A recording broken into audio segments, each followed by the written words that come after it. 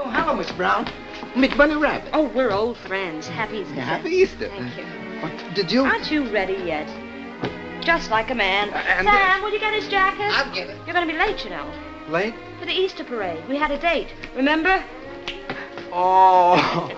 It's ticklish business any way you look at it. Come on, we'll stick together.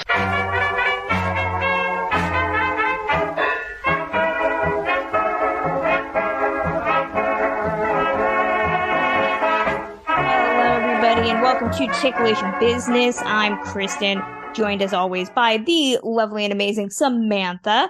And this week, we are putting on our Easter bonnets with all our frills upon it to talk about Ann Miller, who is celebrating her centennial this year, as well as the Easter holiday with 1948's Easter Parade. And of course, we are joined by an amazing guest, a friend of the podcast, the wonderful Izzy of Be Kind Rewind. Izzy, how are you?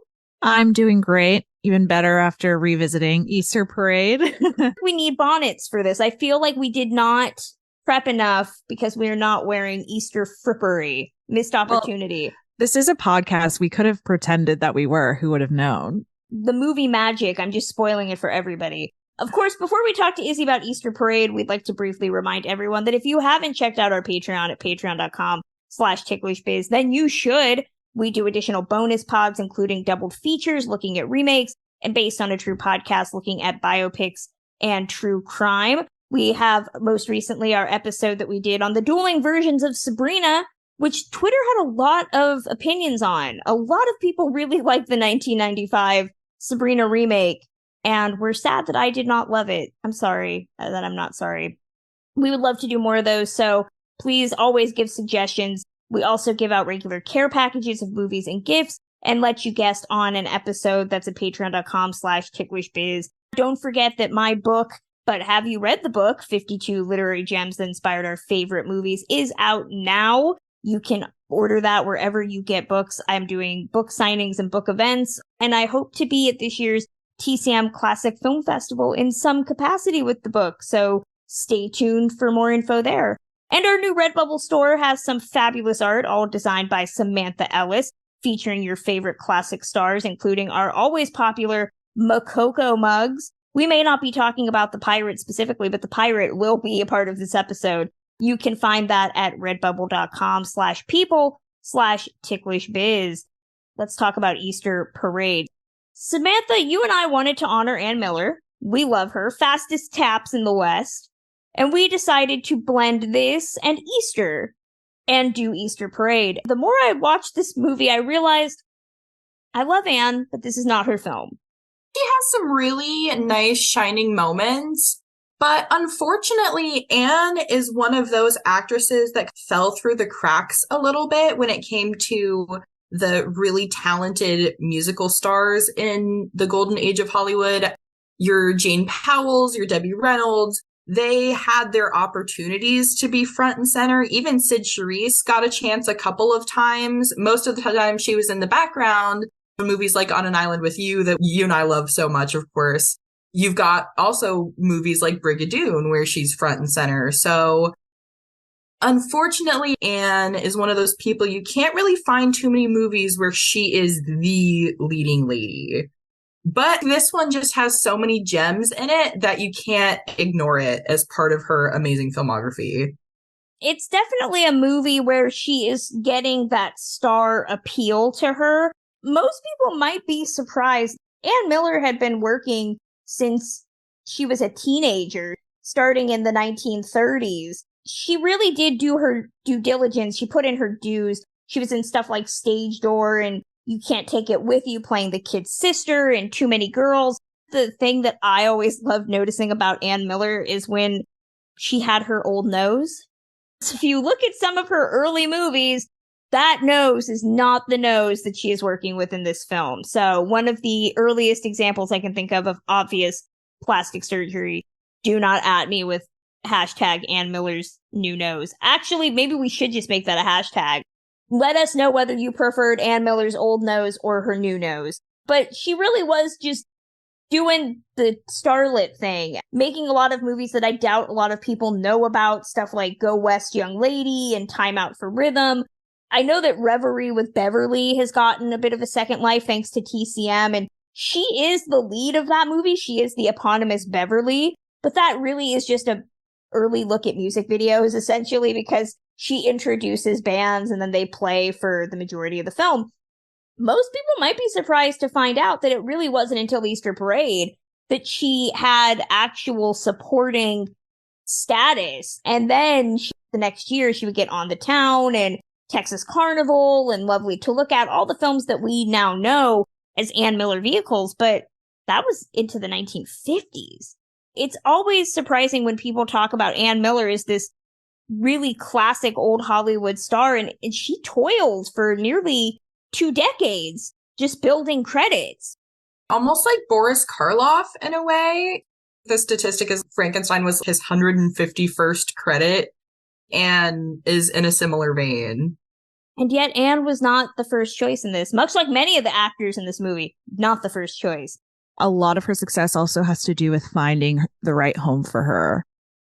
RKO, I think, has a little bit more of an edge to its musicals than MGM does, and especially moving into the late 1940s and 1950s. She fits so well into that MGM manic type of musical where she can just be the showman that she is, which doesn't quite capture the tone of musical that was happening at RKO in the 1930s. It's a little bit about timing as well, with her finding something that's really going to suit her talents the best. And what I love about Ann Miller as a musical performer is that she really is an anthema to some of the big musical stars of this era, like your Judy Garlands, like your Doris Days. The thing we all love about Ann Miller is she'll be playing a character from the gay 90s or some little small town, and then all of a sudden she'll just rip her skirt off and there's little tap pants and she'll just do a whole jazz number, which is completely at odds with the rest of the movie. And what makes Ann Miller so special is that she understood that. She understood what people wanted to see. We watch musicals to watch people sing and dance. She doesn't really give you a lot of characterization because she knows that you don't give a crap about that at all. But that is also why I think Easter Parade is a strange film for her, because this is requiring her to play a character in a way that she doesn't really have to in other films. I don't think this character is actually a villain in modern terms, in the sense that, of course, we want her to actually pursue her career and not hold herself back for this man. But I think the film is framing her that way, as this selfish other woman who would choose her career over Fred Astaire. It's just not the kind of thing that you typically see her in, because she's not the friendly, always smiling sidekick in this. So it does stretch her a little bit. But it's interesting because it tells you what we need to know about Judy's character. This is the woman with legs, and Judy doesn't have legs. That's all you need to know about this dynamic. It plays on the biggest dichotomy with Judy Garland movies, which is Judy's just basic. I love that the movies sell her as she's just basic and a plain Jane, but she's got a good heart, small town girl, and oh no, she can't hold her own against this hot, tall sex pot with good gams. And I love the effort to make Ann Miller look exotic. You can see that Fred Astaire's character made her into something that she wasn't as well, because she's about as white as you can get. Name her Nadine, which, I mean, I don't even know what that's supposed to be. I think it's just supposed to be so ambiguous. I thought that my TV was broken for a second when I watched this movie, because I was like, why is everybody covered in brown face? Why does it look like Rita Moreno in West Side Story? Lots of bronzer. Even Judy, she has it packed on. They did not do her any favors with some of those looks. And they do the lightening, the white liner in the corner of her eyes to make them pop, but it's really distracting on Judy because we're so used to seeing Judy without a lot of makeup. And here she just has so much makeup on. But I love that they call her Juanita. This was made right after The Pirate had come out and bombed, where she plays a Latina named Manuela. So I don't know if that's the script taking the piss out of Judy or not, but I always smile at it. This hints at some of those musicals that we would see in the later part of the 40s, just that oversaturation of color. Almost too much. They really want to show you, hey, this movie is in color. So much of the good neighbor policy that you would see in movies around this time, It's influenced in almost every movie in the mid to late 40s. This movie is interested in taking the piss out of its actors in general. The switch in Fred Astaire's character is taking a stab at him, saying those ballroom numbers you did with Ginger Rogers in the 30s aren't going to cut it anymore. We're looking for something snazzier. We're looking for something a little more lively, a little more funny. And so you're going to have to modernize, and we're giving you these Judy Garland numbers. And Judy Garland, who's the it girl now, to make you more modern, came out of retirement to do this. Make no mistake, this was a Frankenstein's project. Pretty much the only original member of the cast that was there from the beginning is Judy Garland. The plot in a nutshell, before we get too deep into it, is Judy Garland plays Hannah Brown. Again, couldn't be more basic if she tried. Her last name is literally Brown, who is a waitress who catches the eye of traveling hoofer impresario Don Hughes, played by Fred Astaire.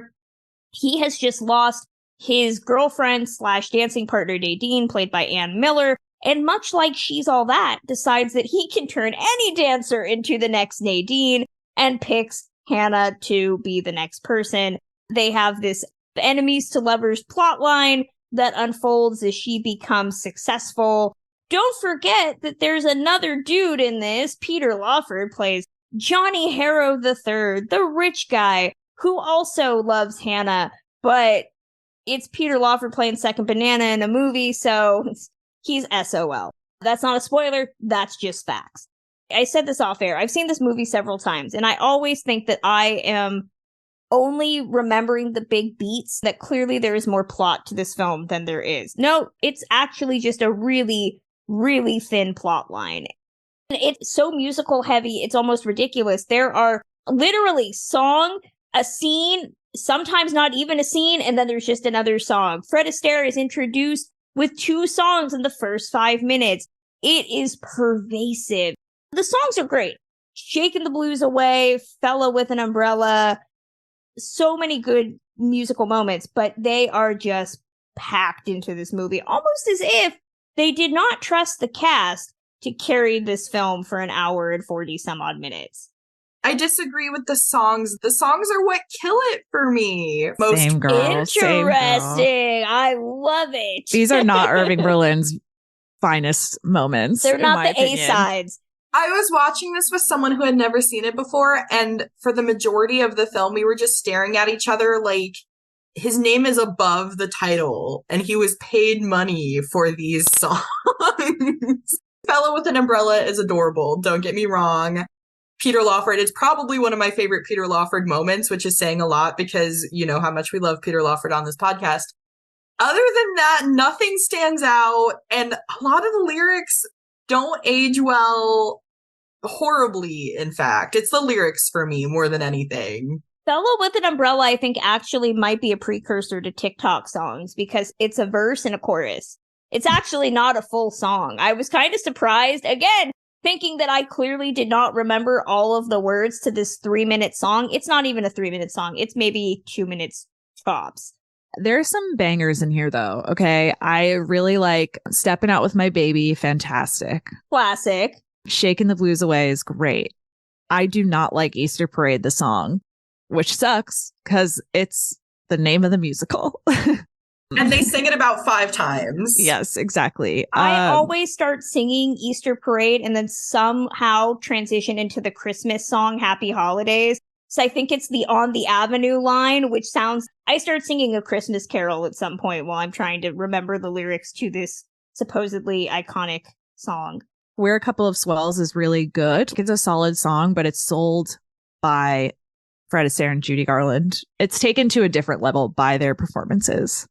I can't remember the name of it off the top of my head, but the one that Judy sings in the bar, that's really the only really powerful vocal moment that we get from her in this movie, which is another one of my big drawbacks. I want her to sing, and she's singing, but she's not Judy singing like we know she can sing. And it's a little disappointing in that regard. I know that's not what the movie wants her to do, but it's what I want her to do. What we all want. What's fascinating is that there was a musical number that they gave her, a song called Mr. Monotony, where she's wearing the summer stock outfit, the tuxedo jacket and the fedora and the nylons. And it was supposedly cut from the film because it was deemed too risque for a film that's set in 1912. And it wasn't until the 90s when it was included in That's Entertainment 3 that people could see it. It's only one song, so they're still failing by only giving Judy one big number. Also, a Judy Garland too risque number. I would have loved to have seen it because nothing Judy ever got to do was risque, and it might have made her happy. It might have made their love story believable. Oh, we're going to get into this love story because it is just insane in the brain. We talked up top that this is a Frankenstein movie where only Judy was the only performer to be considered from the beginning. This was meant to be a rejuvenation of her since The Pirate had been this big commercial and critical failure, and she had struggled to complete that. This was meant to be a way for her to bring back the Judy Garland sparkle, although it wouldn't really be until 1950 with Summer Stock that would really bear fruit. It was originally supposed to be her and Gene Kelly as a re-team, but Gene Kelly, I love this story, I hope it's true, supposedly broke his ankle while stamping his foot playing a volleyball game. I heard it was his leg in football, touch football. I heard it was volleyball, but I heard it was his foot. We're getting very different stories. There's a Venn diagram somewhere. It involved a sport and something an injury. Stupid. Yes. An injury that makes me think that Gene Kelly might have had very, very brittle bones because I don't know who stamps their foot and breaks their ankle. But he did. And so he couldn't do it.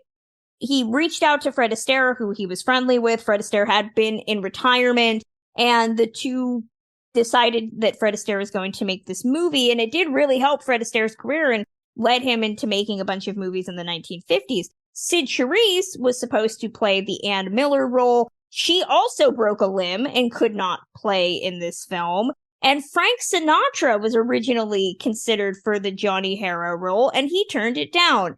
I just kept thinking of all of those actors watching this movie, and all of them make far more sense than all of the actors. And actually, I take that back. The only one that makes sense other than Judy is Peter Lawford, because he always played this type of character. I could see him in this. This is a vehicle far better suited to Gene Kelly than it is to Fred Astaire. Definitely. And Sid Charisse. Sid Charisse is exactly who I described earlier when I was saying it was a strange role for Ann Miller. The Fred Astaire element, we talked about this when we did our Sabrina episode, but there's a 23-year age difference between Fred and Judy in this movie. He was pushing 50. She was 26. I know we've had some weird May-December romances in classic film history, but they have zero chemistry together. I could believe he's maybe her dad trying to get her out on the stage, but the romantical element of this literally culminates with her being like, I'm in love with you. And he's like, what? Well, why didn't you say so? And we're in love. That's not script writing. That is, you've backed yourself into a corner and you need to get this resolved. So just have them kiss once, just once, and move on. I just feel like it was so unnecessary as well. The simple plot that you described earlier doesn't hurt this movie. It's just a cute musical that's easy to follow, which is a plus. The romantic entanglements, it's a 5-person love circle, really. The love quadrangle. Yeah, exactly. I don't see why we couldn't have had this exact movie with Fred Astaire as her dad, and she runs off with Peter Lawford, and everybody's happy with it. I would be happy with that, and it's more believable. I do like her with Peter Lawford in this. They go really, really well together. Fellow with an umbrella, all the scenes, they're so cute together. I'm just going to say most things go good with Peter Lawford. That's neither here nor there. He's perfectly cast in this movie. Perfectly cast. I always make fun of Peter Lawford singing and dancing because it's like watching a dog walk on its hind legs. But here, it actually works because they don't make him dance. And the song is at least suited to his type of vocal styling. See Good News for a great example of when it can go really bad. I never understand why Hannah Brown looks at him and she's like, I can do better. I never, ever get it. Johnny is going to be a doctor, for starters, but he's also studying to be a lawyer. He comes from money. He looks like Peter Lawford, so that helps. He's nice to her. He's chivalrous. And at one point, they're having just this romantical dinner, and he's like putting the moves on her, and she's just like, all I can think about is my geriatric dance partner. Make it make sense. Make it make sense. Bad script writing. Bad script writing. Because you're watching this scene just being like, girl, you are just giving out vibes that are not at all being reciprocated. And not only that, but I do think his role in the whole thing is unclear. He's just the friend who's kind of around, but also an academic. It's really never explained very well. He's like Edward Everett Horton if he was hot, if we're going to take the Fred and Ginger structure and translate it here. Yeah, he's that guy. Edward Everett Horton, okay, fine, I get that. That makes sense. Why would you get a snack and put it next to a dirt clod and say the dirt clod is a better option? I don't understand it. Just in general, when I was watching this, it felt so weirdly juxtaposed to me. You see the ballroom dancing and the gowns of the Fred and Ginger days, but it's in 1948 in Technicolor, and you just want more. We've moved past this point in filmmaking. And that isn't to say that Fred and Ginger movies aren't literally my favorite movies of all time. They still absolutely hold up after all those years. I just think there's such different eras that we've moved on at this point. The big failure with Easter Parade is, I can't harp on this enough, the script. Because you can look at a Fred and Ginger movie like Top Hat, and the story is still entertaining. Yes, I do confuse the plot of Top Hat with the plot of any other Fred and Ginger movie, but at least I know what the plot is.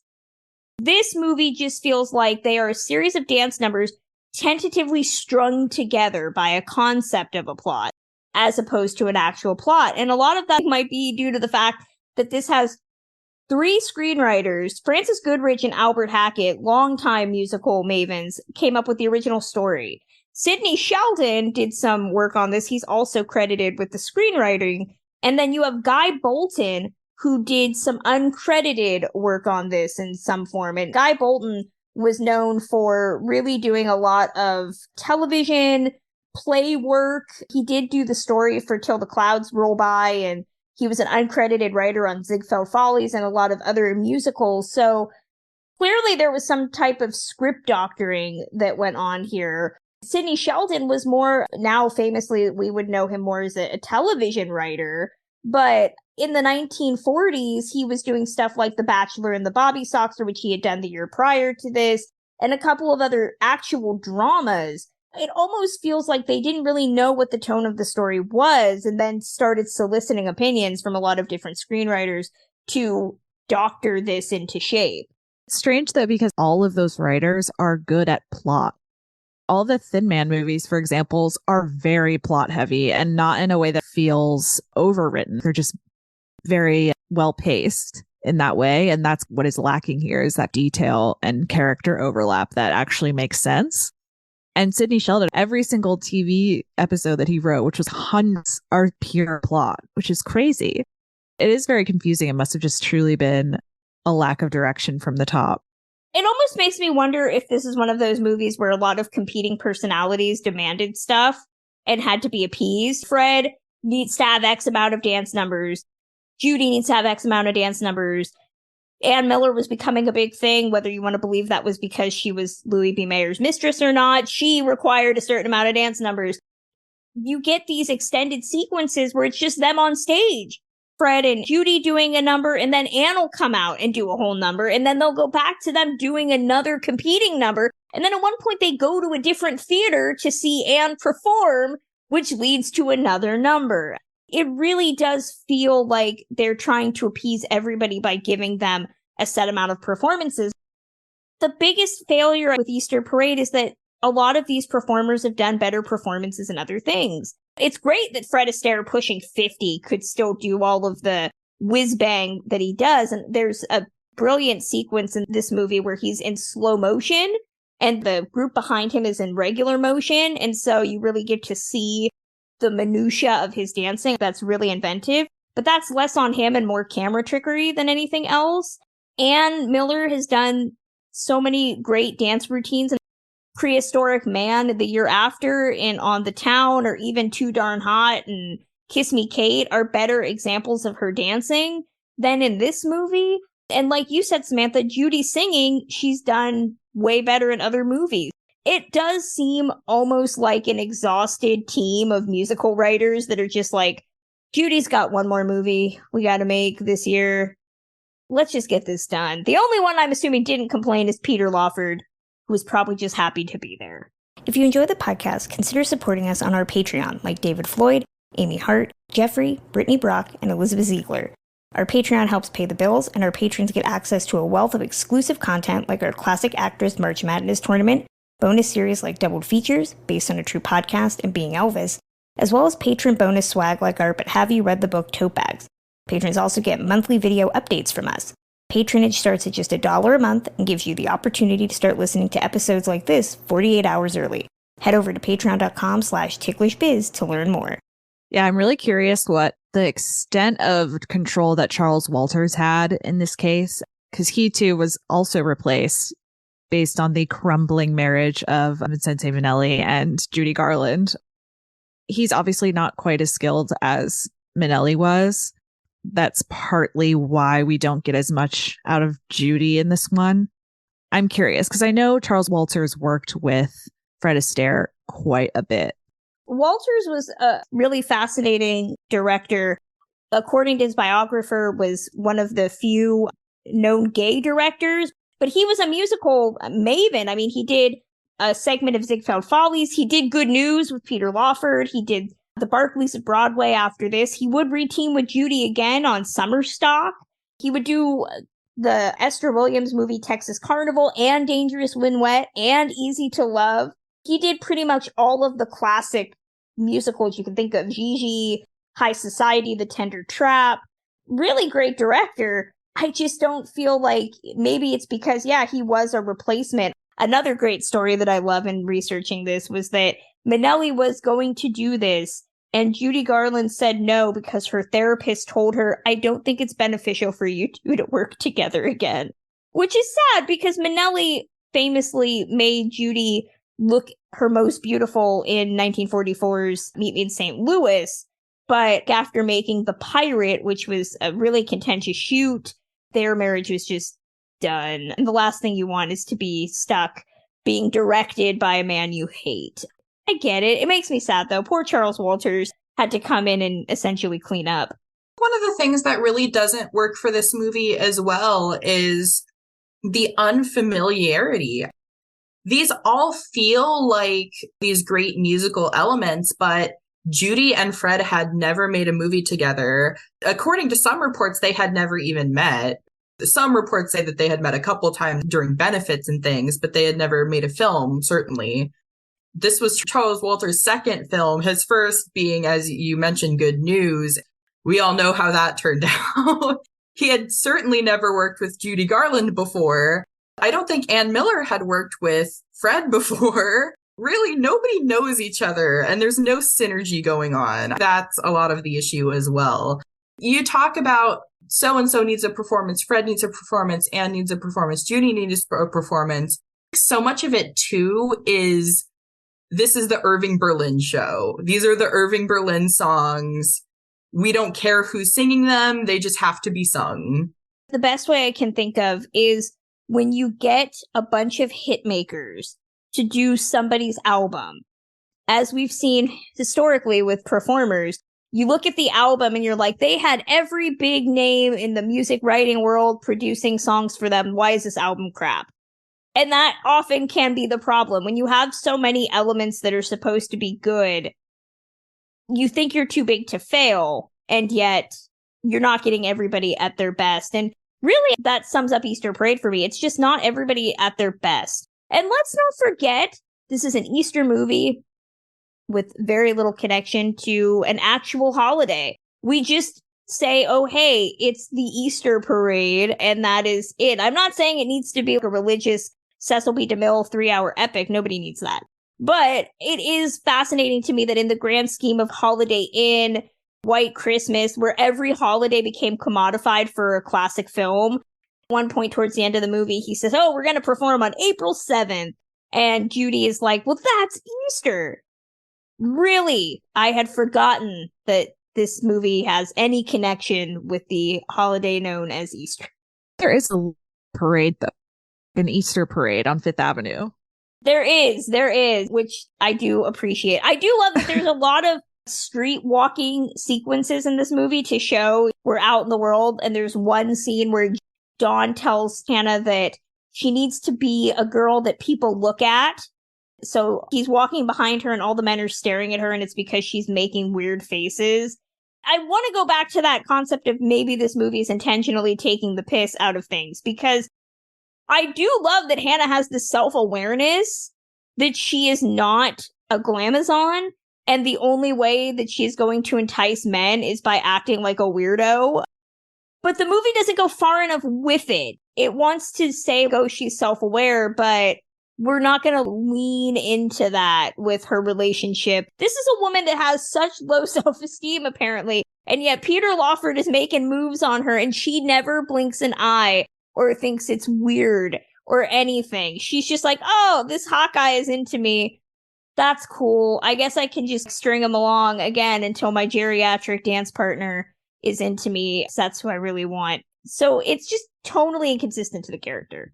It never actually plays out. There's no conclusion to it. So Judy Garland's character is very, like you said, she's not incompetent, but she's a little silly, right? And a little not sure of herself. Another taking the piss out of the actor's moment could be the joke about her being left-handed and having to be trained out of that, because that did happen to Judy Garland. But that just disappears. He apparently just Svengali's her out of any character traits she had prior to meeting him. And it just never comes back in a satisfying way, or there are never any follow-up jokes after he discovers that she's good at musical comedy, and that's it. That's the last time we get her being a real interesting person outside of being interested in him. The whole crux of this movie is that he believes he can make anybody into the next Nadine, and that plot is solved in about 10 minutes. She becomes the next successful star, and he's proven his point. In a typical, even like Gene and Judy movie, For Me and My Gal is a great example. There's a moment where she gets too big for her britches and decides to leave him, and how do they separate? This movie starts with Nadine being like, I want to go out on my own. And he's like, how dare you have ambitions? You can't leave me. And the movie doesn't really interrogate that. It doesn't interrogate Dawn's own ability to push people away because he demands their attention 24/7. And poor Johnny is just this character that Nadine is into him, clearly. He is not into her, for reasons that seem to make a lot more sense than the Fred and Judy plotline. I understand why he's not into her. She's very open about being about money. He's just not vibing with her, which is fine. But at the end of the movie, when Dawn and Hannah split up because she thinks that he's still hung up on Nadine, Johnny is the one that tries to parent trap the reunion. I was glad it didn't necessarily end with him and Nadine having this moment where they're like, oh, I guess we'll be together. But the movie certainly sets up that these two are consolation prizes, and I'm just not buying that their relationship has any legs past the Easter parade. The parade's going to happen. He's still going to be uninterested in her. Nadine's going to be still committed to her career.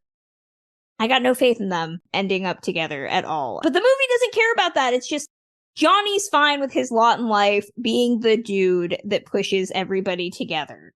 I was getting Beard vibes a little bit. I could buy that. That makes more sense to me in many regards. You mentioned the self-awareness earlier. This movie is actually very self-aware just as a film, not just Judy's character. There are so many little jokes about especially Fred and Ginger's pairing and Fred and Ginger's relationship. Some of Nadine's costumes, her pink gown is almost a replica of the gown that Ginger wears in the Never Gonna Dance sequence in Swing Time. Just the title of that song is so similar to It Only Happens When I Dance With You, and just the concept of that song. That combined with the feathers scene that really happened when they were dancing the cheek to cheek number in Top Hat. You get so many of those little moments about their relationship. They talk a lot about Nadine's success apart from Fred. It really ties into Ginger's acting success. It's almost a nod to it. I gotta go back to what Izzy was saying, because honestly, I'm kicking myself that I didn't notice the homoeroticism. We talked about queer coding in Greatest Show on Earth. There's a bit more of it in this movie, because you're totally right. Johnny is just this dude that shows up with no discernible interest in anything except for Judy, which honestly could just be that she's a decent looking girl that he's met up with and he wants Nadine to leave him alone because she's barking up the wrong tree. I'm totally on the team Johnny Harrow gay icon. I stand by this. What was it they used to call the Freed unit? Freed's Fairies or something? That coding is embedded in almost all of these movies. So you always have to keep it in the back of your mind. This was a big year for Peter Lawford, the late 1940s. He started in 1947 doing Good News. He had 3 movies in 1948 alone. On an Island with You, this, and Julia Misbehaves. And then he would end the decade with Little Women. Pete was doing a lot in the very short span of time. But I would say that this is not exactly great use of his time. Just go watch On an Island with You, where he plays a far more heterosexual character that does not take no for an answer. Right down to kidnapping women. We love it, despite its problematic nature. He is certainly persistent and rich in all of his movies. I know that Peter Lawford, he didn't like the characters that he played. He felt that he played entitled, spoiled rich boys far too often. But honestly, I wish he would just have owned it a bit more. He plays an all-American football guy in Good News with a British accent. Come on, guy. You're only going to be able to play certain things if you can't hide that accent. He played entitled spoiled rich boys so well. We loved it. I was fine with it. I don't know why he couldn't just own it. The fact that Peter Lawford doesn't belong anywhere in any of these movies from this era, it goes right hand in hand with the amalgamation of things that were these musicals. They didn't make any sense, but they were so fun to look at and so entertaining. Peter Lawford is the perfect example of that. That sums up his entire career. The movies don't make sense, but he's just so pretty to look at. We need a shirt, Samantha, all of the Peter Lawford characters that says which Peter Lawford doesn't belong. I did him in Dead Ringer not too long ago. So it's very interesting to contrast his performance there with this one. He certainly has lived a lot in between those 2 movies, that's to say the least. I like him as a bad boy too, like a straight up villain. He really works in that context. Peter Lawford did not exactly age wonderfully, but I will say that if you watch That's Entertainment, when it was 1970s, super old Peter Lawford, he was rocking the 70s aesthetic. It's almost like a Bieber cut. Yes.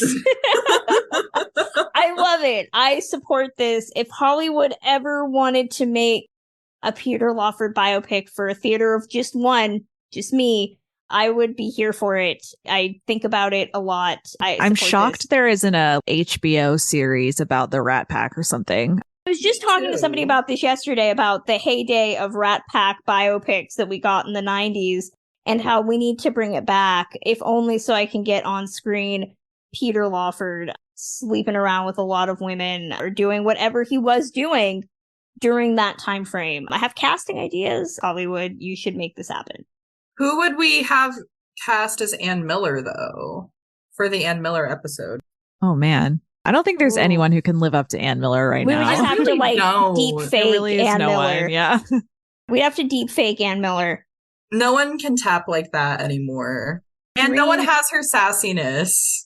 I dream a dream of a Ann Miller, Peter Lawford series starring deepfake Ann Miller and Aaron Taylor Johnson as Peter Lawford. Tell me that would not make sense. They both have accents that do not sound like a real Brit. Aaron Taylor Johnson's going to have to lose half of his body mass. Peter Lawford. Well, yeah, he would have to look like a normal person. Yes. Yeah, like, okay. Sorry, you have to look normal. If we can give Grace Kelly an Oscar for looking like a normal woman, that's how you do it. The boys can ugly up too. Did you just say ugly up to Peter Lawford? No, I uglied up Aaron Taylor Johnson, make him look like a normal person so he could play Peter Lawford. So we got to dress him down. We got to make him dressing him down to the hunky Peter Lawford, his great sacrifice. Yes, exactly.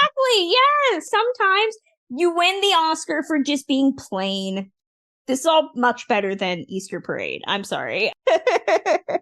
Do we have anything else we want to throw out about the movie we actually set out to talk about, or Ann Miller? If we're talking about Ann Miller movies that are worth seeing probably more than this movie, I do love Kiss Me Kate. It's the Ann Milleriest Ann Miller performance. She's daffy. She's a woman that is actively cheating on her boyfriend, but you support it because she has reasons and good intentions, which is a very fine needle to thread. Even something like Hit the Deck or Texas Carnival, which is a lot of fun, or even The Opposite Sex, which is the remake of The Women. She's always good. You can always go David Lynch and just watch Mulholland Drive. I don't know how many classic film stars we would go from this to David Lynch, but in this case we can. So all of those are better examples of Ann Miller time than this movie. If I could choose one Ann Miller performance, it would be one you had mentioned, On the Town. I love her in On the Town. She just owns that character. She doesn't have front and center. She has to share the spotlight with Gene Kelly, Vera Ellen, but her scenes and her songs in that are fantastic. And I love her costumes. Just everything about her in it, I love. Prehistoric Man in the green dress is just fantastic. My favorite. And I do love my favorite Ann Miller number. I love that all of Ann Miller's costumes were designed intentionally for her legs. So they all have high slits so that her legs can peek through even if the dresses are ankle length. She's got tearaway clothes that she can just make pants out of. I know in this movie, in Easter Parade, she wore flats because Fred Astaire was super short. And she plays like an anthropologist in that movie, which is genius because you do not get anthropologist vibes from Ann Miller. But then that's on you, the audience, because honestly, Ann Miller could play anything. So why not an anthropologist? The name of her dog made me laugh out loud in this because I forgot that her dog's name was Short Hemline. Hilarious. So good. I want to give another shout out to Mulholland Drive. Her character in that really encapsulates for me what is so interesting and appealing about Ann Miller. Aside from all the dancing and aside from her talent, there's just this wide-eyed fascination that she has with show business that she just loves it so much. And there can be all of this chaos and weird shit happening around her at MGM or RKO or all these dark stories that we associate with Hollywood. She just knows her way around. She'll welcome you with a smile. She'll give you the keys. She'll let you know what you need to do and just does it looking glamorous and friendly. That vibe is what is so interesting about her, that she was always a believer in entertainment, was its loudest advocate, despite the fact that we hear so many horror stories. Mulholland Drive weirdly captures that. It's interesting to see her in that context. It always amazes me that she made this movie allegedly because while wearing a back brace because her husband was an abusive jerk and threw her down the stairs. I'm always irritated that there is actually not a biography about her. No one has written about her life. I would love to see, because a lot of her personal life is really cloaked in rumor and conjecture. There's people that have said that she was Louis B. Mayer's mistress. It's never been definitively proven or disproven. She was married, lost a child, but there's really not a whole lot of information out there publicly about her life outside of her movies, which on the one hand, like you were saying, Izzy, makes it great that she really was this true believer in the power of classic film and had so many great stories about it. And yet, that's the ultimate neg on all of us as film viewers, is that she was able to curate her life because there was no awareness of it. And there still isn't today, which I would like to think that Ann Miller is smiling down at us, being like, yeah, you don't know any of the horror stories that I went through. You know nothing.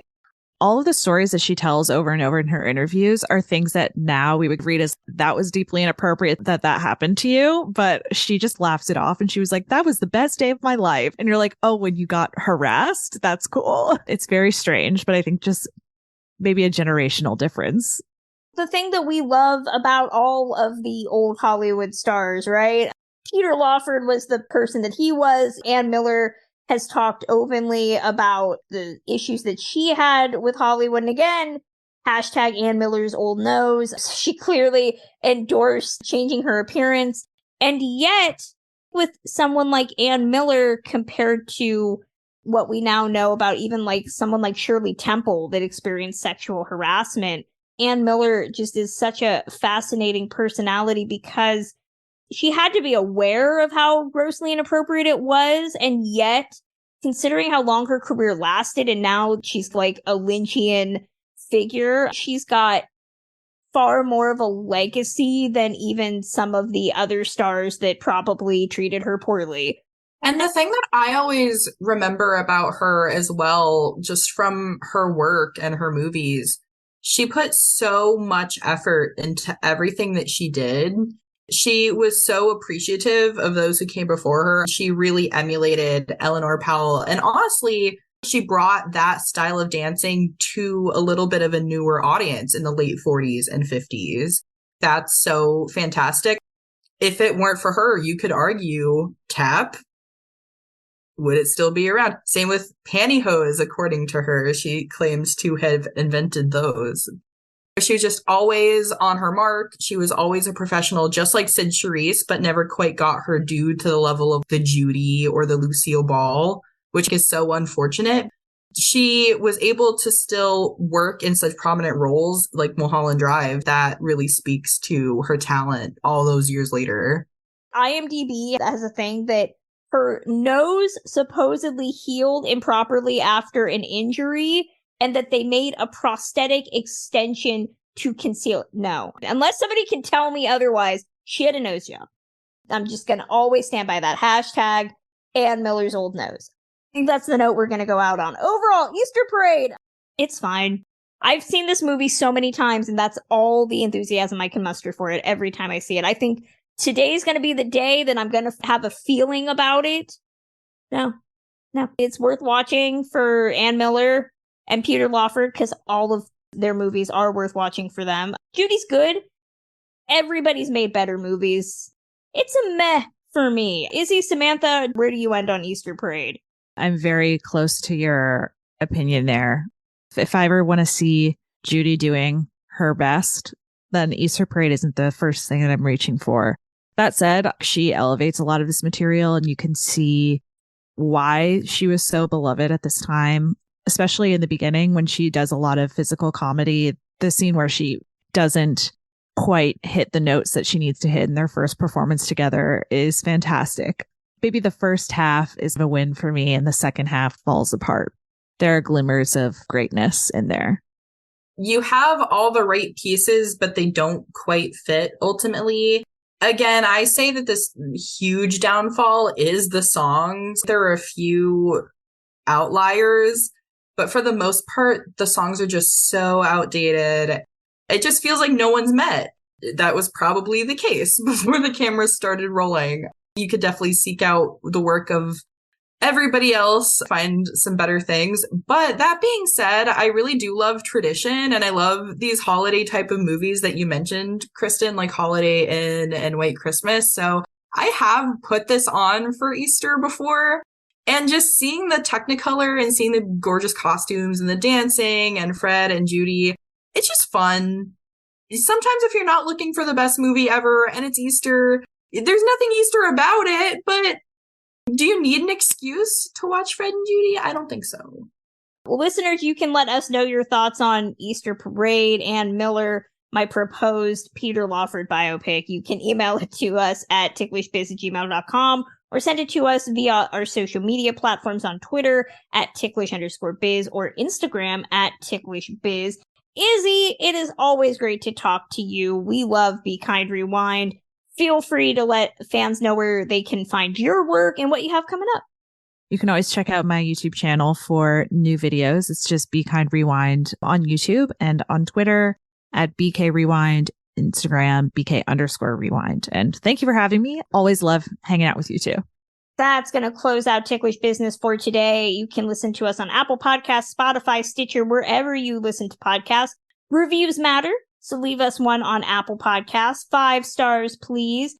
As we mentioned earlier, you can follow us on all social media platforms.